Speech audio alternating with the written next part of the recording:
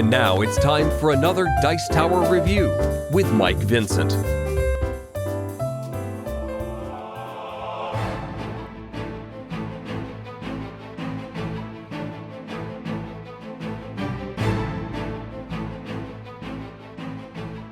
Okay, and our next lore event is going to be Ancestral Knowledge. Has a cost of 1, so it's quite cheap, and reads action, exhaust a dwarf character to place 2 progress tokens on the active location. 4 progress tokens instead if it's an underground or mountain location. So for me, I find this is a card that I'm going to bring along if I know it's going to be a quest with lots of underground or mountain locations, and usually one I'm not going to bring otherwise. Something like Asphalloth is going to do something very similar, except it's something I can use throughout the game, whereas this I can only use once, but it is hard to complain with a cost of 1. I still feel in the right scenario where you have maybe a really nasty effect happening with the active location, that being able to pay 1 resource and put 2 progress on it is good. So I wouldn't say never bring this along, but for me, sort of the deciding factor if this is something I include in my deck or not depends on whether it is an underground, will have a lot of underground and mountain locations. Because if it does, for 1 cost, being able to put down 4 progress tokens on it is very good. So this is a good card, Ancestral Knowledge. There's lots of kind of mean effects that can be on the active location. Sometimes active locations can have quite a bit of points you have to get through, and so this is going to help you with some questing. So we see a lot of location management in lore, and this really fits in thematically with that as well, and is cheap at a cost of 1. So I think this is a solid card and a nice addition to any lore dwarf deck. So here we have yet another dwarf ally. This is for the Spirit Sphere, and this is the Sigil Miner. The Sigil Miner has a cost of 2 and has 1 willpower, 1 attack, 1 defense, and 1 hit point. It reads action, exhaust Sigil Miner and name a number to discard the top 2 cards of your deck. If at least one of those cards has a cost equal to the named number, choose a hero you control. That hero adds resources to his resource pool equal to the named number. So clearly, the Sigil Miner, his stats are not very good. He's very squishy with 1 hit point, but he has a very good ability in that he's able to generate a lot of resources. So here we have a situation which really is going to depend on who you are and why you play this game and how you like to play games. It's worth mentioning that I think Fantasy Flight felt that this ability was too strong, and so they released a fact and they actually eroded its ability. So under normal circumstances, if I'm playing the card as it reads, I would draw 2 cards off the top of my deck. Let's say I pick the number 3, and if one of my cards has a cost of 3, then I could get 3 resources.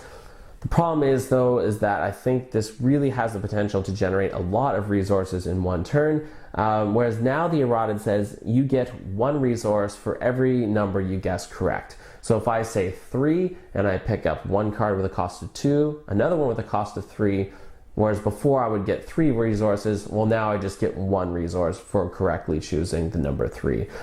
If this is a bit confusing, I would recommend you go on to the Fantasy Flight website and take a look at the official FAQ for Lord of the Rings Living Card Game. So if you're just playing this to have fun, if you're playing very casually, then perhaps you will just go with what the text reads on the card. But if you really feel like you want to stick to the rules as much as Fantasy Flight intends, then you're probably going to want to play with the new rules in the eroded FAQ. So I don't think one way or the other is correct. I like to play with the official rules just because it adds a little bit of extra challenge, and I want to do it how Fantasy Flight sort of intends for it to be played. But I really wouldn't fault anyone who's just playing this game for fun, who just wants to play with the way the card is printed. So either way, I think this is a good card. It's a dwarf ally. He's cheap. With Dane Ironfoot, is going to have a little extra willpower, maybe a little extra attacking. And for the Spirit Sphere, not necessarily good at generating a lot of resources. And so whether you're playing the eroded version or the printed version, the Sigil Miner is still going to have a pretty good chance to generate you some resources. So I think the Sigil Miner is a very solid ally.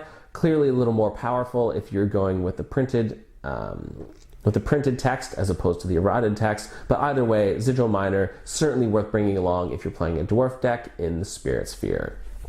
Okay, our last spirit card for this pack is Untroubled by Darkness. This is an event, has a cost of 2, and reads action. Each dwarf character gets +1 willpower until the end of the phase, +2 instead if the active location is an underground or dark location. So this is a really good card, and I would say whether you're playing underground or dark or not, this card is probably worth the cost of 2 and worth bringing along if you're playing a dwarf deck with the Spirit Sphere. So each dwarf character, this means it's going to include both allies and heroes. So even if you have 2 players both playing dwarf decks, even if you only get the +1, you're potentially looking at between 6 and 10 extra willpower for a quest. If you're playing an underground or a dark location, then you're looking at probably more like 10 to 20.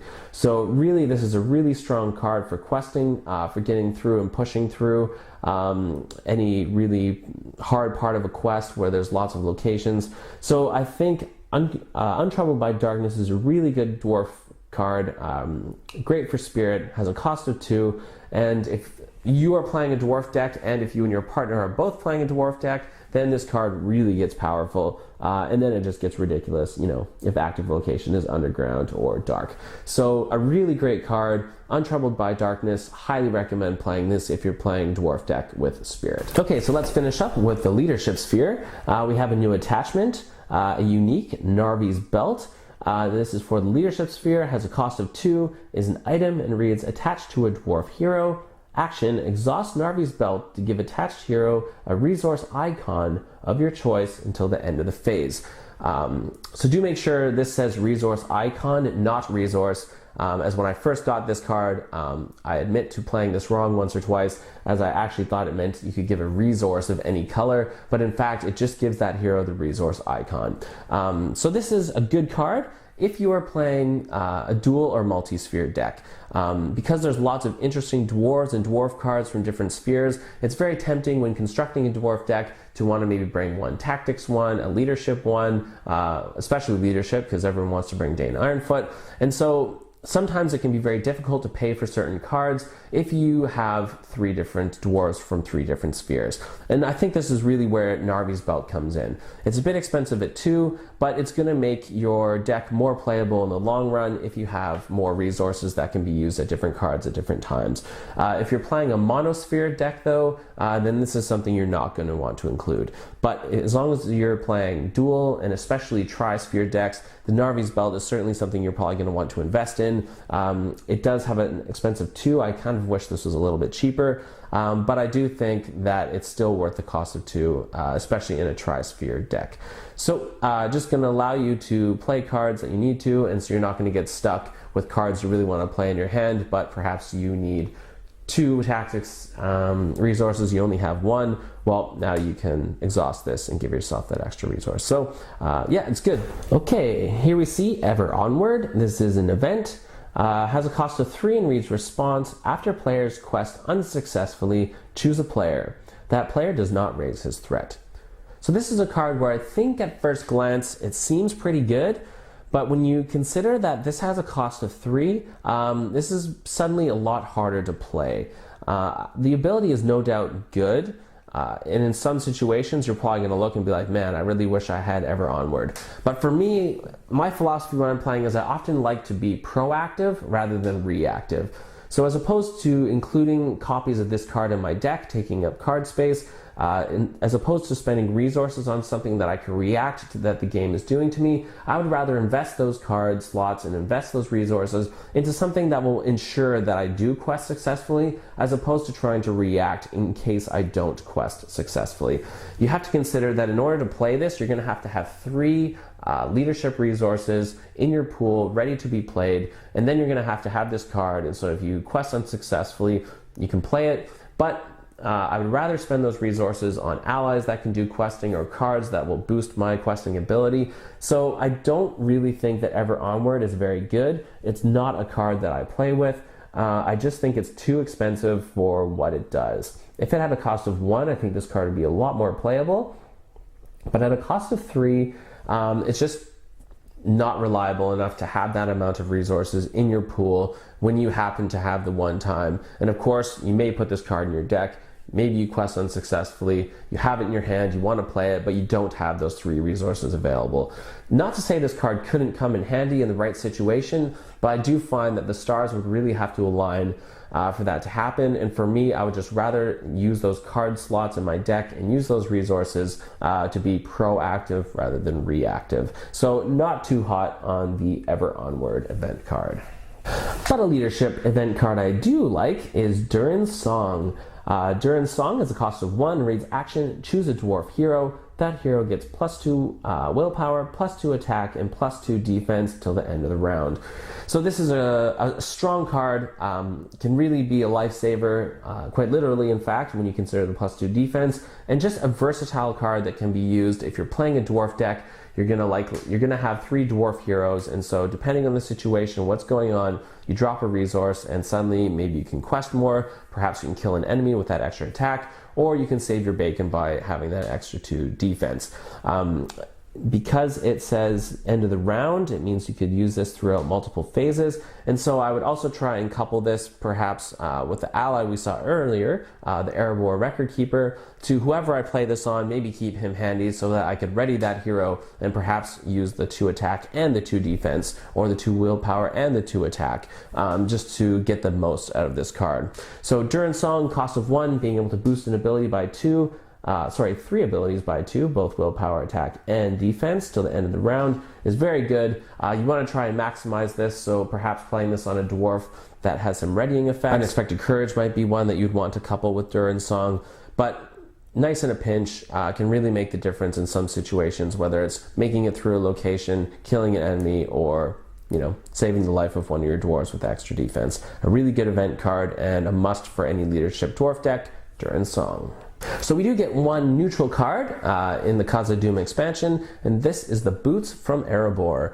It's an item and is free with a cost of 0, always nice to see, and reads attached to a dwarf or hobbit character, limit 1 Boots from Erebor per character, attached character gets +1 hit point. So basically you're just looking at a free hit point. Obviously it's free, so we don't have to worry about cost. The only thing to consider, I guess, is deck space. Is including multiple copies or 1 copy of Boots of Erebor more valuable than other cards which you might want to include? And I think depending on the quest, yeah, it might be. Having that 1 extra hit point can certainly be useful if you know you're going to be going into a quest where there's going to be lots of enemies, or in a quest where there's lots of those annoying treacheries that say deal 1 damage to every hero, or deal 1 damage to every character committed to the quest. And so having that extra hit point sometimes can really make a big difference. It may be worth including, 2 copies. Is free, so it's a no-brainer to play, and gives you an extra hit point. And obviously keeping your heroes alive is something that you want to do in this game, and this could help you in that case. So I don't think the card is amazing, and I think you really have to evaluate the quest you're going into.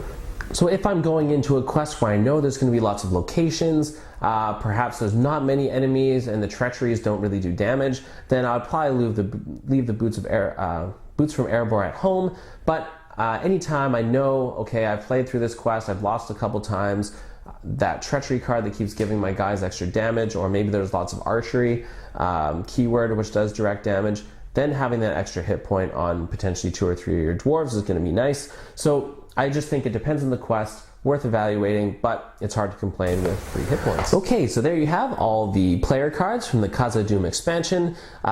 Obviously a very strong dwarf theme. Almost every card relates to dwarves, or at least gives advantages if you're playing with dwarves. And so I thought I'd go ahead and give my top 3 for this. Interestingly, all 3 are events. 1 from the Spirit Sphere, 1 from the Tactic Sphere, and 1 from the Leadership Sphere.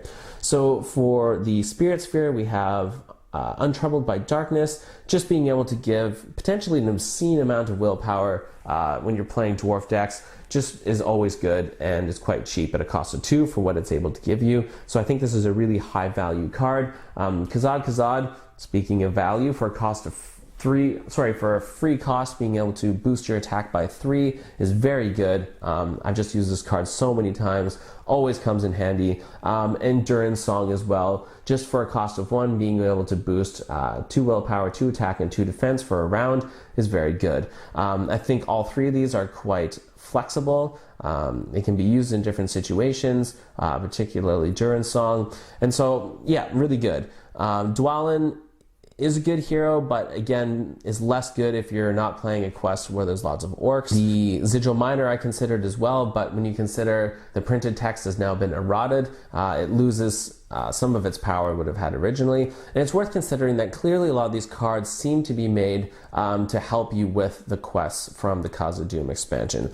So lots of things that talk about mountains or underground locations, having advantages against orcs where there's going to be lots of orc enemies. And so I think 3 cards that you can always bring with you if you're playing a dwarf deck, it doesn't matter what scenario you're playing against, are these 3: Khazad, Durinsong, and Untroubled by Darkness. So I think this is a really good expansion. I highly recommend picking this up, especially if you're interested in dwarves. If you don't like dwarves, then perhaps you'd want to take a pass on this one, as that is the primary focus. I also think that this one has a nice level of difficulty. It's not obscenely hard like Heirs of Numenor, but it's also challenging at the same time. So if you only have the core set, maybe you've picked up some of the adventure packs from the Shadows of Mirkwood cycle, well then I think Khazad-Dum is probably the next logical step as a purchase. If you want to jump in and buy one of the box expansions, I think Khazad-Dum is one of the more accessible and is going to give you lots of dwarves. So if you're interested in dwarves, then you really want to pick this up. If you're not interested in dwarves, you probably want to avoid it. And if you're looking for like the next logical step in terms of difficulty, and you want some cool thematic quests, if going through Moria interests you, then I think this is one worth picking up. So there you have the Khazad-Dum expansion. Thanks very much for watching. I think I'm going to go ahead the next couple of videos and take a look at the other 2 box expansions for The Hobbit, which will sort of continue this dwarf theme and dwarf synergies. So I feel that's probably the next logical place to go. So yeah, we'll see you guys next week. Thanks a lot for watching and have a good one.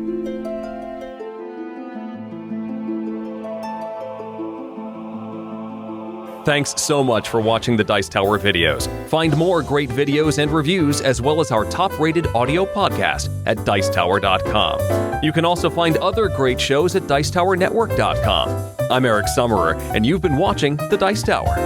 The Dice Tower is sponsored by Cool Stuff Inc., where you can find great games for great prices. Cool stuff in stock. Check them out at coolstuffinc.com.